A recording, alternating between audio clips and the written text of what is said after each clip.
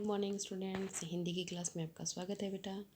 तो कल तक हमने बेटा ये जो सेकंड चैप्टर है दादी माँ वो पढ़ा था।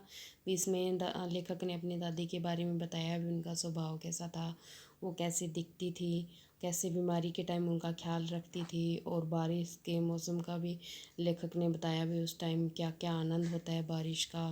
तो आज बेटा हम इसका आगे वाला जो चैप्टर है वो अध्ययन करेंगे, पढ़ेंगे भी। उन्होंने अपनी दादी के बारे में और क्या क्या बताया है। यहाँ पे लेखक ने अपने भाई की शादी का जिक्र किया है। किशन भैया की शादी ठीक हुई, मतलब लेखक कह रहे हैं कि किशन भैया की शादी ठीक हुई। दादी माँ के उत्साह और आनंद का क्या कहना भी, जो उनके भाई की शादी हुई तब दादी माँ के उत्साह और आनंद का तो कहना ही क्या था। दिन भर गायब रहती, मतलब सारा दिन इधर उधर कामों में उलझी रहती। सारा घर जैसे उन्होंने सिर पर उठा लिया था, कोई काम समय पर नहीं होता। तो जैसे पता है पहले भी हमने पढ़ा था भी, सारा दिन जो है घर वालों को डांटती डपटती और सारा घर जो सर पर उठा लेती। पड़ोसने आती तो बुलाने बहुत बुलाने पर दादी माँ आती। पड़ोसने जब गीत राग कुछ होता है उनका तब वो आती घर पे। तो दादी माँ बहुत बुलाने के बाद में आती और कहती, बहन बुरा न मानना, कार परोजन का घर ठहरा, यानी कि काम शादी ब्याह वाला घर है तो काम लगे रहते हैं। और अब बुरा मत मानना भी, मैं आके आप लोगों के पास नहीं बैठ सकती। एक काम अपने हाथ से न करूं तो होने वाला नहीं। मेरी दादी माँ अपने आप को इतना व्यस्त बता रही थी कि भी मैं सारा काम अपने हाथ से जैसे करवाती हूँ, एक काम अपने हाथ से न करूँ तो कोई होने वाला ही नहीं है काम, मैं ही जैसे करती हूँ सारा। जानने को तो यूँ सभी जानते थे कि दादी माँ कुछ नहीं करती, वे दादी माँ जो है काम नहीं करती, सारे जानते थे। पर किसी काम में उनकी अनुपस्थिति वस्तुतः विलंब का कारण बन जाती। फिर भी अगर किसी कारण में ये जो काम में है वो उपस्थित नहीं होती तो वो देरी का कारण जो है बन जाती। वो जो कार्य है वो देरी से होता, मतलब हर कार्य जो है अपनी देख रेख में ही करवाती थी वो। उन्हीं दिनों की बात है, एक दिन दोपहर को मैं घर लौटा। बाहरी निकसार में दादी माँ किसी से पर बिगड़ रही थी। बाहरी निकसार मतलब जो मेन गेट है उससे बाहर निकलते हैं, वहाँ पर दादी माँ किसी पर बिगड़ रही थी, गुस्सा कर रही थी। तो लेखक कहते हैं, मैंने देखा कि पास में एक कोने में दुब के खड़ी रामी चाची खड़ी थी, मतलब जो है उनके जो चाची कोई आस पड़ोस में वो खड़ी थी। तो उस पर जो दादी माँ है वो बिगड़ रही थी। सो न होगा धनो, मतलब उसको डांट रही थी भी, ऐसा नहीं होगा धनों रुपए मैं सूद के आज ही दे दे, मतलब जो उन्होंने कुछ रुपए उधार दिए थे वो बोल रही थी सूद समेत ब्याज समेत आज ही दे दे। तेरी आंख में तो शर्म नहीं है, तुझे कोई शर्म नहीं है। मांगने समय आई थी तो हाथ पैर नाक रगड़ती फिरी थी, किसी ने नहीं दिए, तब मैंने ही तुम्हें दिए थे। और अब जो पैसे देने की बारी आई है तब आजकल आजकल कर रही है, फसल में दूंगी फसल में दूंगी, मतलब फसल तो कट कर कह रही है भी, अब कट भी चुकी है, तेरी खातिर भी कौन सी दूसरी फसल थोड़ी ना कटेगी। तो उसको डांटे जा रही थी। तब आगे नेक्स्ट पेज पे देखते हैं। तब दादी कहती है, फिर वो डांटने पर वो रामी चाची वो उसकी जो है पड़ोसिन वो कहती है, फिर दूंगी ना मालकिन। रामी की चाची रोती हुई दोनों हाथ से आंचल पकड़े दादी माँ के पैरों की ओर झुकी।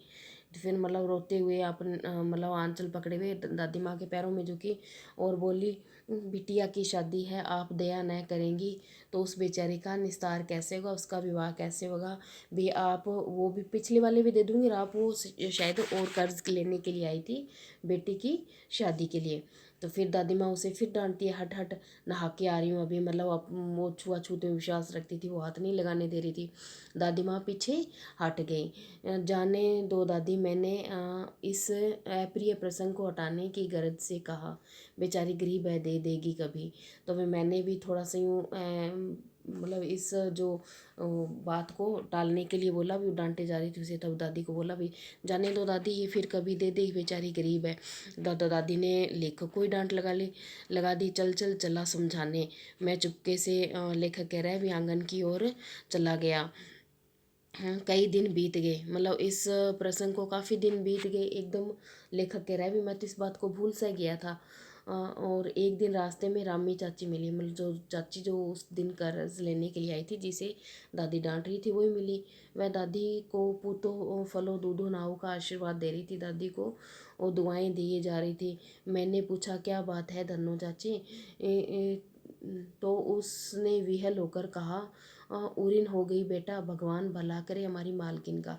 तो वो मतलब कहते हुए उस दिन तो काफ़ी बिगड़ रही थी दादी माँ, और आज भी तुम्हारे ऊपर तुम ही उन्हें भी इतने दुआएं दिए जा रही हो, क्या हुआ? फिर कहते उरिन हो गई बेटा, भला करे, मतलब उरिन हो गई, ऋण से मुक्त हो गई।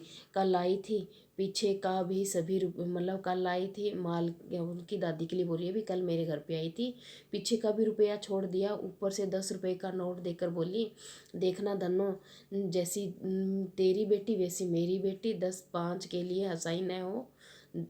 फिर देवता है बेटा, देवता, मतलब फिर वो कहती है मेरे घर पे आई थी और मुझे पिछले का जो सारा कर्ज था वो भी माफ़ कर दिया और 10 रुपये और दिए, बोली 5-10 के लिए हंसाई न हो।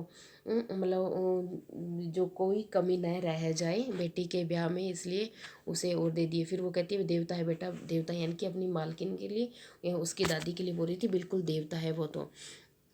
उस रोज़ तो बहुत डांट रही थी। मैंने पूछा, लेखक कह रहे हैं भी चाची उस रोज़ तो बहुत डांट रही थी।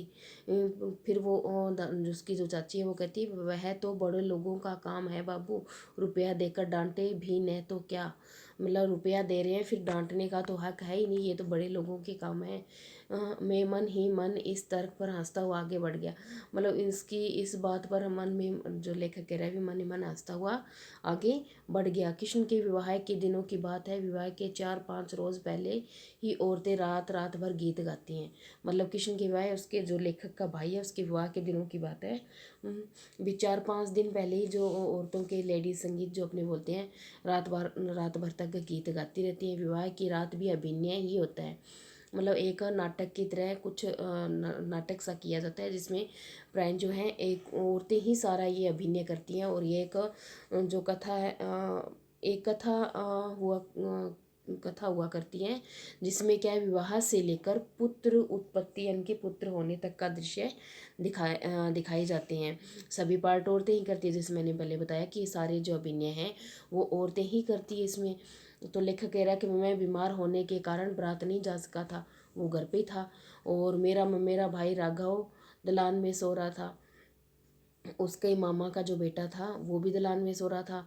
वह भी बारात जाने के बाद पहुंचा था। मतलब वो क्या घर में किस लिए रुक गया, लेखक तो बीमार था इसलिए रुक गया, बारात नहीं जा पाया। और जो मेरा भाई था उसका वो क्या है लेट आने के कारण बारात में नहीं पहुंचा। औरतों ने उस पर आपत्ति की भी, औरतें जो नाटक कर रही थी, अभिनय कर रही थी, तो उस पर आपत्ति उन्होंने जताई भी, दो ये लड़के हैं इधर। तो दादी माँ बिगड़ी, दादी माँ उन पे गुस्सा हुई, लड़के से क्या पर्दा, लड़के तो ब्रह्मा का